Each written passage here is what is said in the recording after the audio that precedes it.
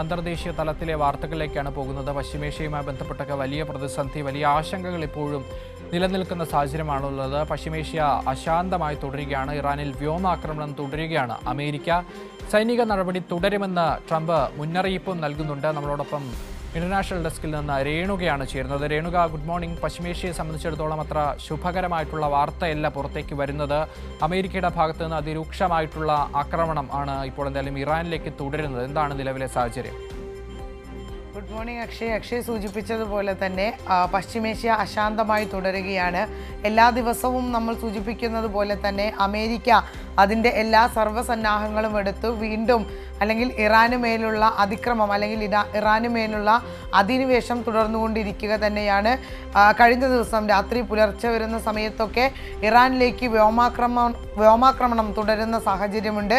ഇറാന് മേൽ കടുത്ത നടപടികളുമായിട്ടാണ് ട്രംപ് മുന്നോട്ട് പോയിട്ടുള്ളത്. ഇറാനുമേൽ അവസാന അല്ലെങ്കിൽ അന്ത്യശാസനം എന്നുള്ള നിലയിൽ ഒന്നെങ്കിൽ സൈനിക നടപടി അംഗീകരിക്കണം, അല്ലെങ്കിൽ കരാറുമായി, അതായത് അമേരിക്ക മുന്നോട്ട് വയ്ക്കുന്ന കരാർ, ഒരുപക്ഷെ നമ്മൾ കഴിഞ്ഞ മാസമാണ് ഒരു സമാധാന കരാർ അടക്കം നിലവിൽ വരും എന്നുള്ള തരത്തിൽ ചർച്ചകൾ നടത്തിയിട്ടുണ്ടായിരുന്നത്. എന്നാൽ ആ കരാറല്ല, ആ കരാറിലെ പല വാഗ്ദാനങ്ങളും അല്ലെങ്കിൽ ആ സമാധാന കരാറിലെ പല കാര്യങ്ങളും അംഗീകരിക്കാൻ അമേരിക്ക തയ്യാറാവുന്നുണ്ടായിരുന്നില്ല.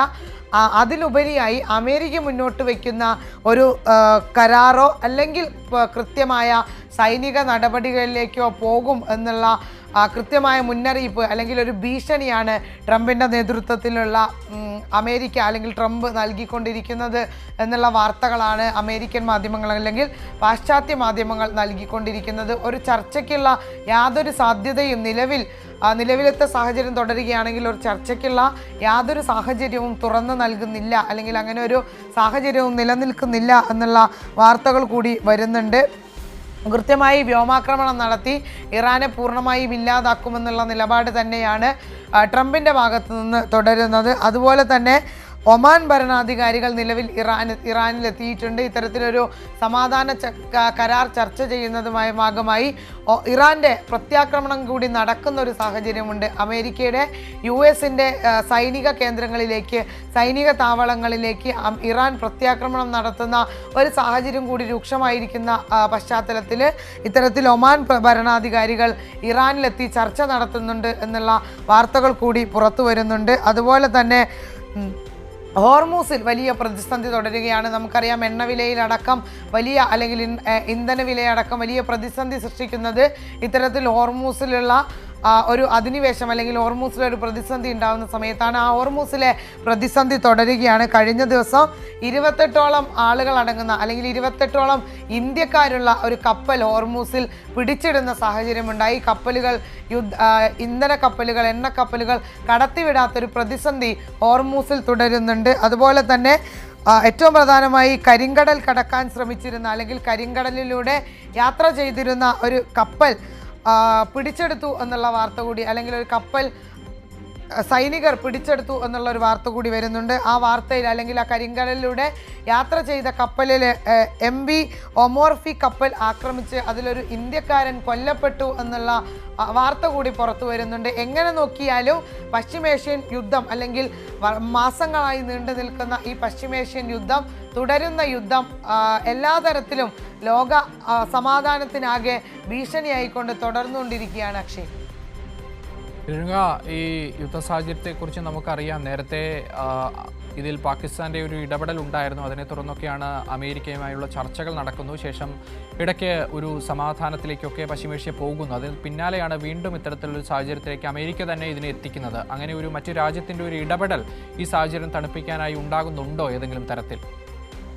നമുക്കറിയാം, കഴിഞ്ഞ സമാധാന കരാറുമായി ബന്ധപ്പെട്ട് പാകിസ്ഥാൻ പ്രധാനമന്ത്രിയാണ് ഇത് ഞങ്ങളുടെ മധ്യസ്ഥതയിലാണ് അല്ലെങ്കിൽ പാകിസ്ഥാന്റെ മധ്യസ്ഥതയിലാണ് ഇത്തരം ഒരു ചർച്ച മുന്നോട്ട് വയ്ക്കുന്നത്, ഒരു സമാധാന ഉടമ്പടി നിലവിൽ വരാൻ പോകുന്നത് എന്നുള്ള തരത്തിലൊക്കെ ചർച്ചകൾ നടന്ന് കരാറിൽ ഒപ്പിടുന്നതുമായി ബന്ധപ്പെട്ടുള്ള അവിടെ വരെ ആ സമാധാന കരാർ എത്തിയിരുന്നു. പക്ഷേ നിലവിലെ ട്രംപ് ഏത് രാജ്യങ്ങൾ മധ്യസ്ഥത വഹിച്ചാലും ആ രാജ്യങ്ങളെല്ലാം തള്ളിക്കൊണ്ട് ട്രംപ് വീണ്ടും അവരുടെ ഒരു ഏകാധിപത്യ സ്വഭാവം ഇതിനകത്ത് കാണിക്കുകയാണ്. നമുക്കറിയാം ട്രംപ് ഇസ്രായേലിനെ മുൻനിർത്തിയാണ് ഇത്തരത്തിലൊരു ആക്രമണം തുടർന്നിട്ടുണ്ടായിരുന്നത്.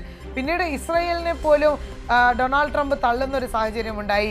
ഇസ്രായേൽ നടത്തുന്നത് അല്ലെങ്കിൽ ഇസ്രായേൽ ലെബനനിലടക്കം നടത്തുന്ന ആക്രമണങ്ങൾ ക്രൂരമാണ് എന്നുള്ള തലത്തിൽ ഇസ്രായേലിനെ തള്ളിക്കൊണ്ട് ട്രംപ് മുന്നോട്ട് വരുന്ന സാഹചര്യമുണ്ടായി. അങ്ങനെ നിലവിൽ ഒമാൻ പ്രതിനിധികളാണ് ഇറാനിലെത്തി ചർച്ച നടത്തുന്നത് എന്നുള്ളൊരു വാർത്തയാണ് പുറത്തു വരുന്നത്.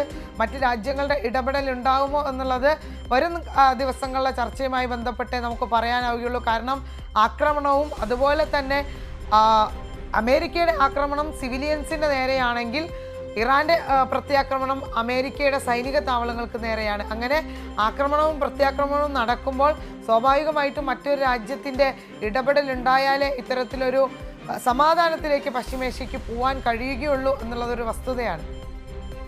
ഈ ഹോർമൂസിന്റെ നിയന്ത്രണം പൂർണ്ണമായി അമേരിക്കയ്ക്ക് വേണം, അങ്ങനെ ഒരു ആവശ്യത്തിലേക്കാണോ അവരുടെ ഒരു നീക്കം? കാരണം ഹോർമൂസിൽ ഏതെങ്കിലും വിധത്തിൽ ഇറാന്റെ ഭാഗത്തുനിന്ന് കപ്പലിന് നേരെ ആക്രമണം ഉണ്ടായാൽ ഇറാനെ പൂർണ്ണമായും ഇല്ലാതാക്കും. പിന്നെ ഉള്ള ആക്രമണമൊക്കെ ഇറാന്റെ ആണവ കേന്ദ്രങ്ങൾ കേന്ദ്രീകരിച്ചായിരിക്കുമെന്നൊക്കെയാണ് അമേരിക്ക ഭീഷണി മുഴക്കിയിരിക്കുന്നത്.